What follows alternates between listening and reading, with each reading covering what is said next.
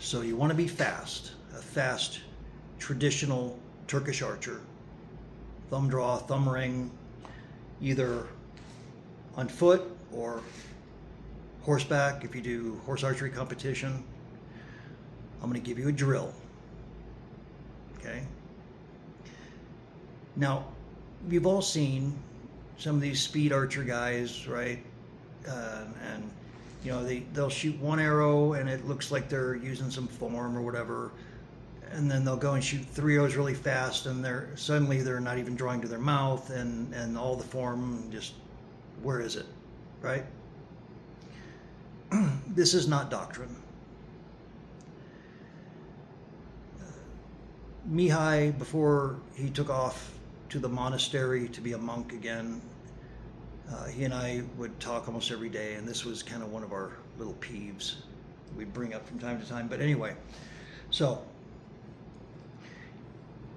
if you don't know the Mamluk speed knocking technique, then go back to my first video and learn it. Okay?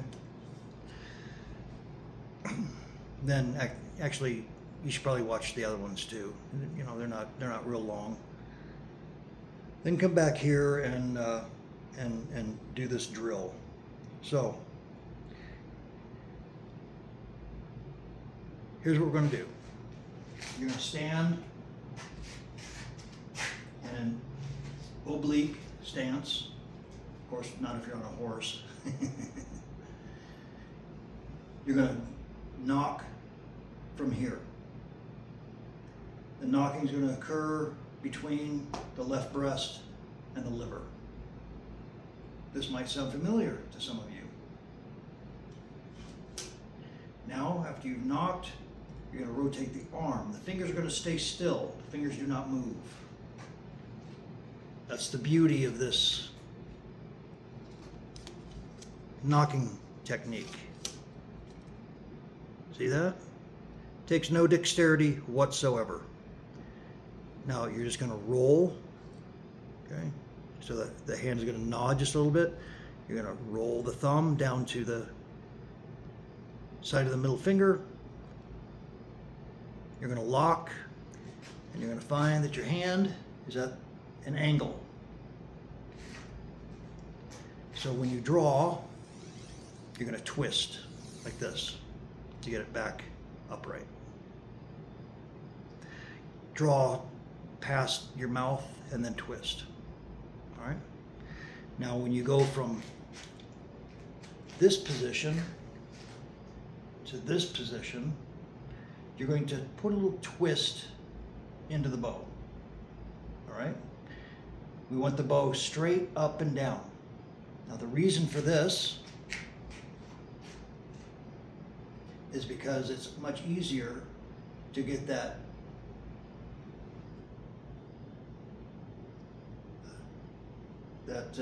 rotation on 2 axes from straight up and down. From canted, I mean, I'm not sure how that works, but from straight up and down, you have this nice, perfect 2-axis rotation for your kata. Seems to work out pretty well. Also, now on the release, okay, right before release, the whole thing as you're going through drawing, you never stop really drawing. You draw and then you suddenly speed up the expansion and then release, pushing the bow forward, and katra. Now, what this looks like is it's the exact same as if you're pouring out a bottle of water onto the shooting line. Same exact motion. You punch straight forward.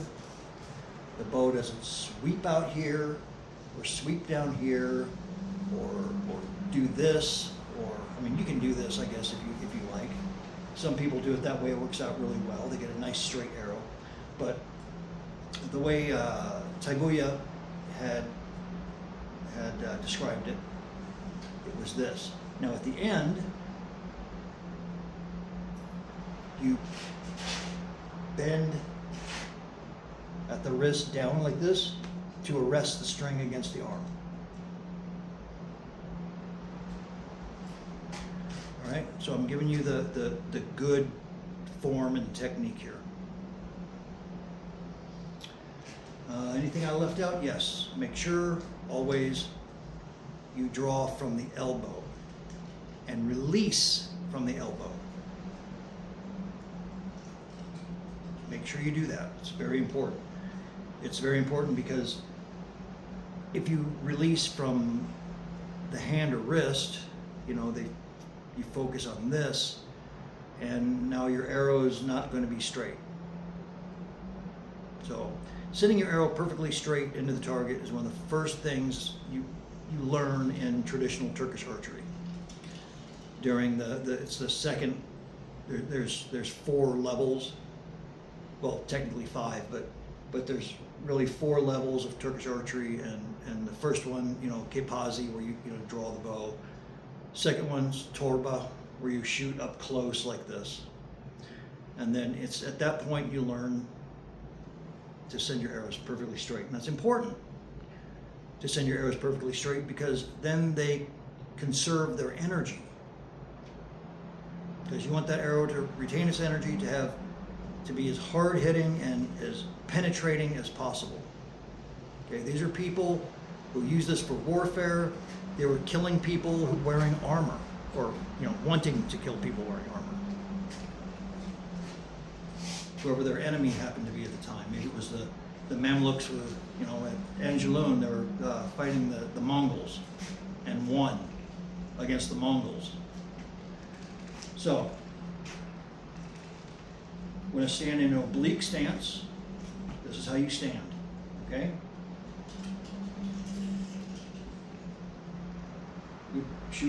We knock from here. The knocking is going to occur between the left breast and the liver.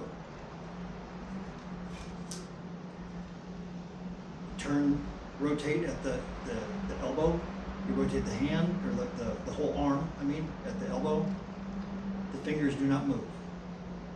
Now, you're going to roll, like I was describing.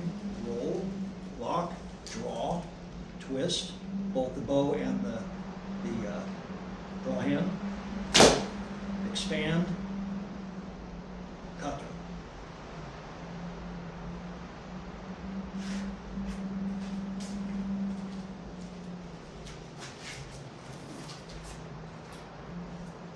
Remember too, when you release, it's not boing like this, it's this and this.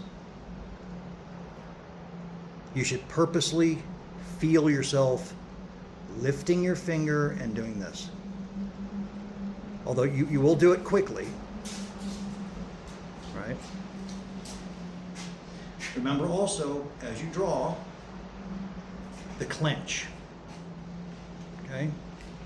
When you get that lock, you start to squeeze a little bit, and as you draw, you squeeze harder, harder, harder, harder, harder as you get back, and then relax. It makes a difference. These things make a difference. This technique adds up to you being a better archer. To you being an excellent archer, actually. You do them correctly. Now I've been looking here when I knock. However,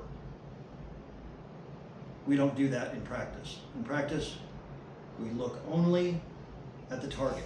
And you never, in the doctrine, they never take their eyes off the enemy, right?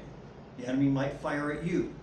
You might need to put your shield up, because the archers back then had a shield on their arm.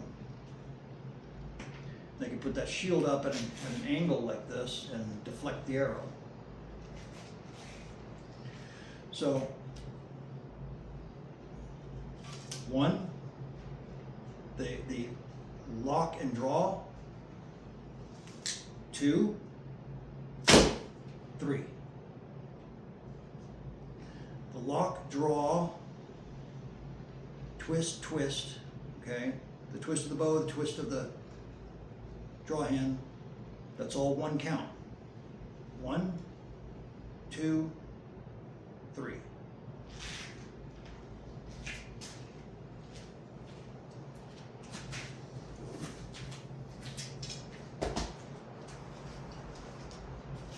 Wipe any fuzzies off from your target, off your arrow. You don't want no fuzzies on our arrow. All right. Knocking from here, between the left breast and the liver.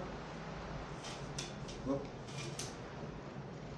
See, I'm human, I'm not infallible. Nothing wrong with the technique, but if you don't do it right, you're gonna goof it up. So what I do sometimes, I don't go all the way forward, and that'll screw it up every time. So you have to shove it all the way back into the web of the hand. So here, rotate, here, boom. And you find when you go from here to here, it almost twists itself, if that makes sense.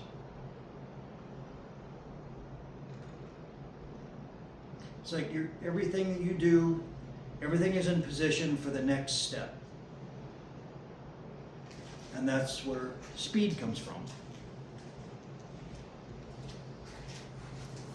Now your job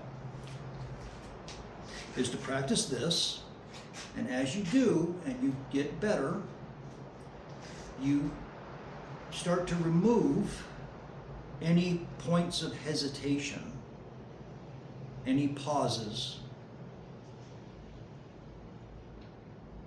all right, until it's all one continuous motion. That from the time you start moving to the time the arrow hits the target, everything is in motion. Does that make sense? So you're doing this in one fluid motion. Now when you can do this in one fluid motion, then you can get faster. When you do this in one continuous motion, you'll do it in about 1.5 seconds.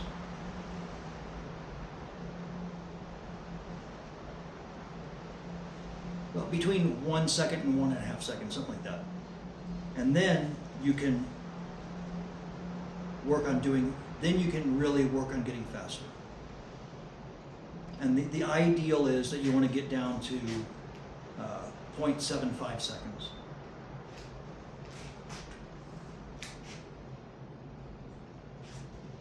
So, 1, 2, 3.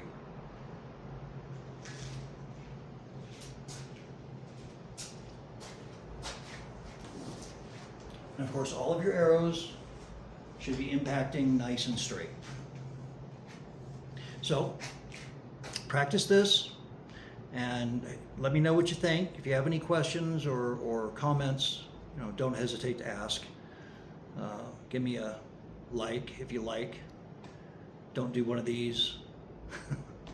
Okay, so until next time, I know some people are waiting on the snatched release. You want me to talk about the snatched release? It's kind of a very technical subject with many components, so I'm working on that. So I'll get around to it. But until next time.